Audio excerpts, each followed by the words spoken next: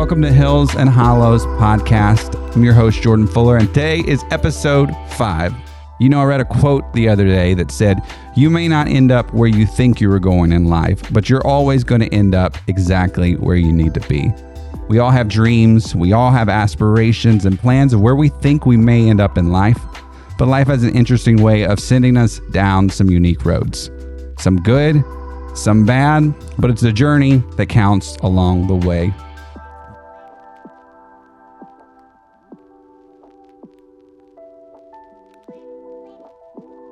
So joining us today is my guest, Joseph Bennett. Joseph, how are you doing today, man? I'm great, Jordan. How are you doing? It's good. I never get asked that on the podcast, so it's good. I'm doing well. I'm happy to have you here today. Good to be here. Why don't you just start off, maybe tell everybody who you are, give us a little bit about your history, maybe your family.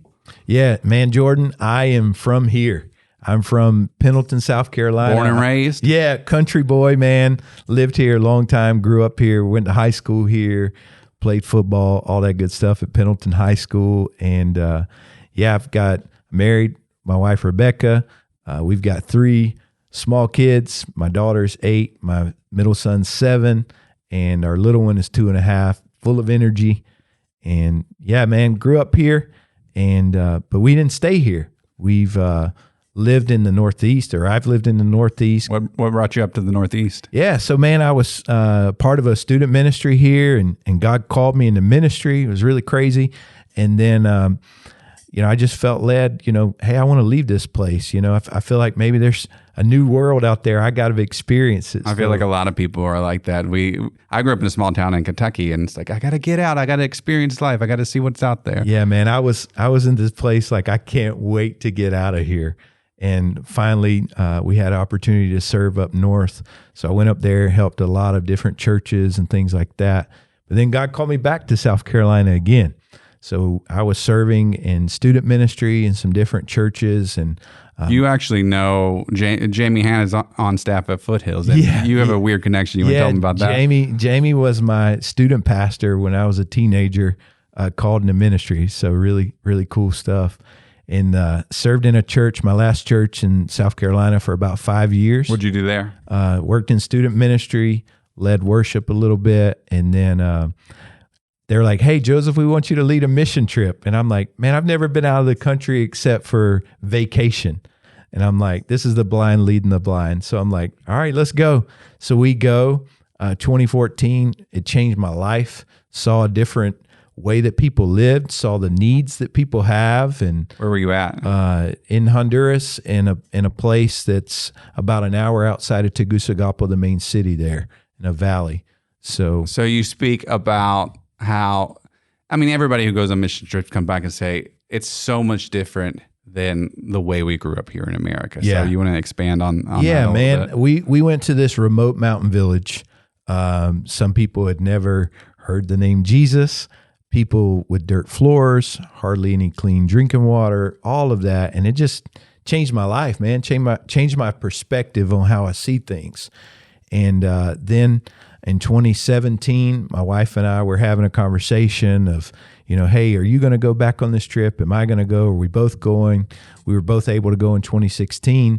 And then it was like, man, I think God's calling us there. So we did this crazy thing and sold our house. Our house sold in like 3 days. We had to raise all this money, and God did it. And we hit the ground January 2nd, 2018, and served there. In 2020, I became the director.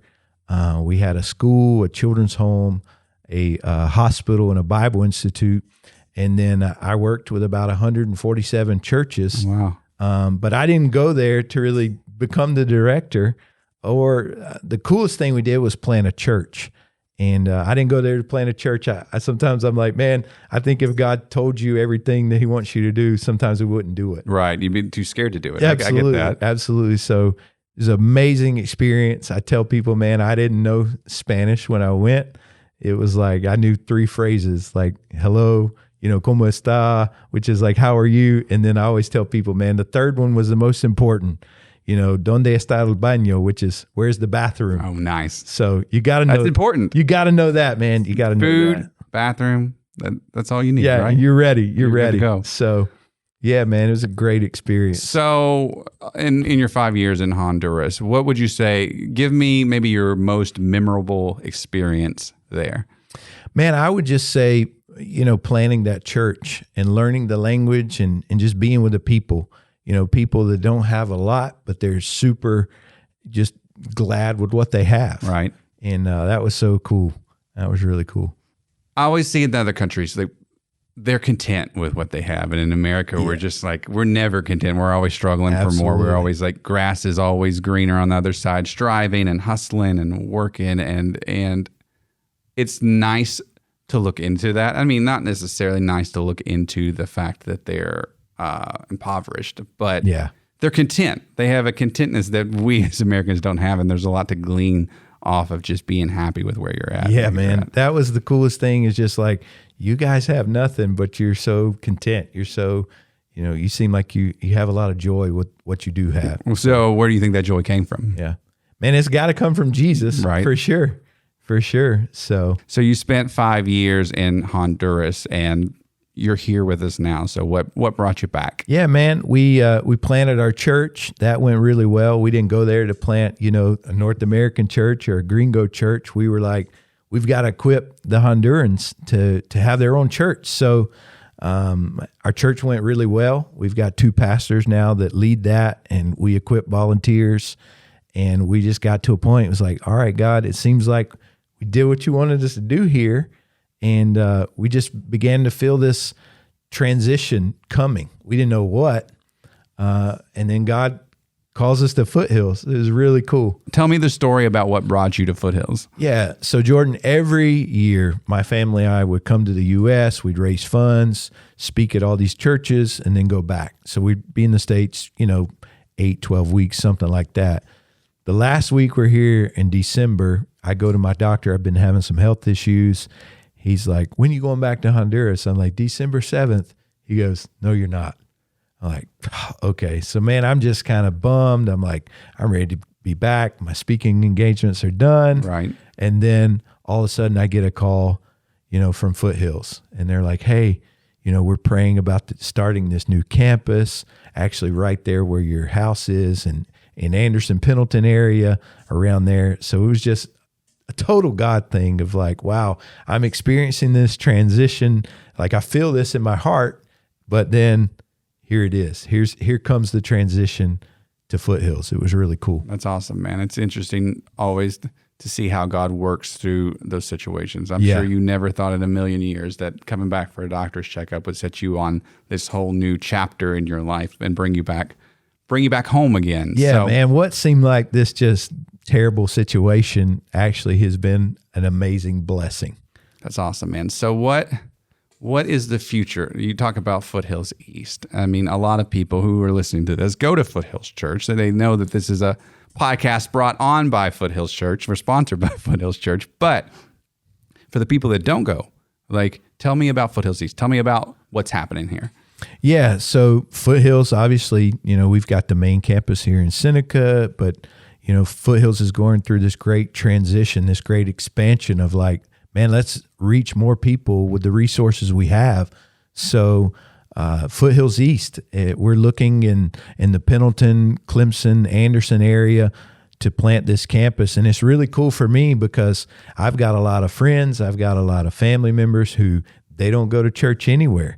And maybe they're looking for a place. Maybe there's somebody listening today on the podcast and they don't have a church and they're looking for a place to go. We'd love for you to be a part of it. We're trying to find a location right now. We're getting teams together and different things like that. So super excited about what's going to happen. So what kind of teams are you looking for? Yeah, man, looking for people to serve, looking for people to worship, lead worship, looking for people just that are excited to help us as a church help people find and follow Jesus. That's awesome. And if someone's listening and they want to get more information on that, where do they go? Yeah, they can go to foothills.cc/east. Just sign up there. We're going to be connecting with you, sending out more information in the future. Is that how they get in contact with you? Yeah, absolutely. Absolutely. Awesome, man. Well, thank you so much for hanging out with us today. Thank you for sharing a little bit about your journey. We're excited about the new launch of Foothills East. We're excited about having you on our team here at Foothills as well. Guys, we want to thank you for watching. Thank you for listening. You can always stay connected with us online at foothills.cc/hills and hollows. We're on iTunes, Spotify. We're heading into the Google Play Store now too. So we're anywhere that you want to listen to your podcast, anywhere that you want to watch your podcast, we're there. So until next week, guys, thank you for hanging out with us, and we'll see you soon.